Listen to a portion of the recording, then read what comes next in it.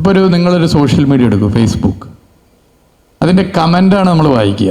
Comment 95% നെഗറ്റീവായിരിക്കും. എന്നാൽ അത് കാണുന്നവർ അതിൻ്റെ ഒരു 100 ഇരട്ടി അധികം ഉണ്ടാവും. അവർ കമൻറ്റും ചെയ്യില്ല. അവർ പോസിറ്റീവായി കാണുന്നവരായിരിക്കും. പക്ഷെ പോസിറ്റീവ് കമൻറ്റ് അവർ ചെയ്യില്ല. അപ്പം നെഗറ്റീവ് കമൻ്റാണ് മെജോറിറ്റി എന്ന് നമ്മൾ തെറ്റിദ്ധരിക്കരുത്. 1.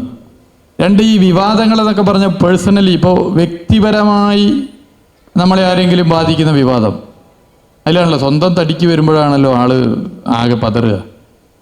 അത് ഞാൻ ഒരു ഉദാഹരണം പറഞ്ഞത്. ഞാനൊരു റെയിൽവേ സ്റ്റേഷനിൽ ഒരു സ്ഥലത്ത് പോകുമ്പോൾ അവിടെ ട്രെയിൻ കയറാൻ വേണ്ടി പോയി. 2 MLA-മാരുണ്ട്, രാത്രിയാണ്.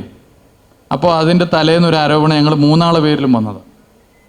അപ്പോൾ അതിലൊരാൾ ജീവിതത്തിൽ ആദ്യമായിട്ടാണ് ഒരു വ്യക്തിപരമായി ഇങ്ങനെ ഒരു ആരോപണം, അതും ഒരു ആരോപണം വരുന്നത്. അപ്പോൾ അദ്ദേഹത്തിൻ്റെ മുഖമൊക്കെ വാടിയിട്ടുണ്ട്. അപ്പോൾ ഞാൻ MLA-യോട് ചോദിച്ചു, അല്ല എന്താ? അപ്പോൾ അത് ഞാനൊന്നും അറിയാതെ എൻ്റെ പേരിൽ ഇങ്ങനെ വന്നു.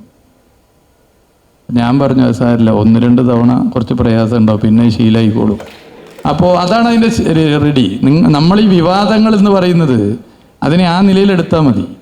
കേരളത്തിലെ മെജോറിറ്റി വരുന്ന ജനങ്ങളൊന്നും ഇതിൻ്റെ ഭാഗമേ അല്ല. അവർക്ക് വേണ്ടത് എന്താ? നാട് നന്നാവണം.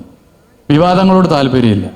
അപ്പോൾ ഒരു സോഷ്യൽ മീഡിയ നിങ്ങൾ എടുത്തു നോക്കിയാൽ ഒരു പോസ്റ്റ്, ഇപ്പോൾ സർക്കാർ ഇന്നത് ചെയ്തു, 1000 ലൈക്ക് അതിനുണ്ടാവും.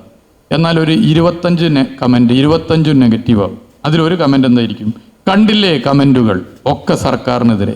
ഈ 1000 ലൈക്ക് ആരും കാണുന്നില്ല. ഇത് കണ്ട ലക്ഷക്കണക്കിന് വരുന്ന ആളുകൾ ഇതിൽ കമൻറ്റ് ചെയ്യാത്തവരുടെ എണ്ണം ആരും എടുക്കുന്നില്ല.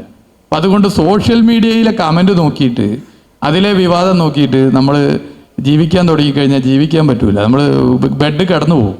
ഇപ്പോൾ ഡിക്ഷണറിയിൽ തന്നെ ഒരു പുതിയ പദപ്രയോഗം വന്നിട്ട് ബ്രെയിൻ മരവിപ്പ് എന്നാണ്. 1800-കളിൽ അതിനുപയോഗിച്ചത് വേറൊരു കാര്യത്തിലാണ്. ഇപ്പോൾ ഡിക്ഷണറിയിൽ അതിന് ഉൾപ്പെടുത്തിയത് നെഗറ്റീവ് കമൻറ്റുകൾ തുടർച്ചയായി വായിച്ചു കഴിഞ്ഞാൽ നമ്മുടെ ബ്രെയിനിനൊരു മരവിപ്പ് വരുന്ന ഡിക്ഷണറിയിൽ തന്നെ ഉൾപ്പെടുത്തിയിട്ടുണ്ട്. അപ്പോൾ അതിനെ അങ്ങനെ കണ്ടാൽ മതി. നെഗറ്റീവ് എല്ലാ നിലയിലും വരും. അത് വളരെ എളുപ്പമുള്ള കാര്യമാണ്. അതിനെ ആ നിലയിൽ കണ്ടുപോയാൽ മതി. ആ നെഗറ്റീവ് വിശ്വസിക്കുന്നവരാണ് കേരളത്തിലെ ജനങ്ങളെങ്കിൽ ഞാനിപ്പോൾ ഇവിടെ ഇരിക്കുമോ? ഈ ഗവൺമെൻറ് കേരളത്തിൽ വീണ്ടും അധികാരത്തിൽ വരുമോ? അത് നിങ്ങൾ ഓർത്താൽ പോരെ.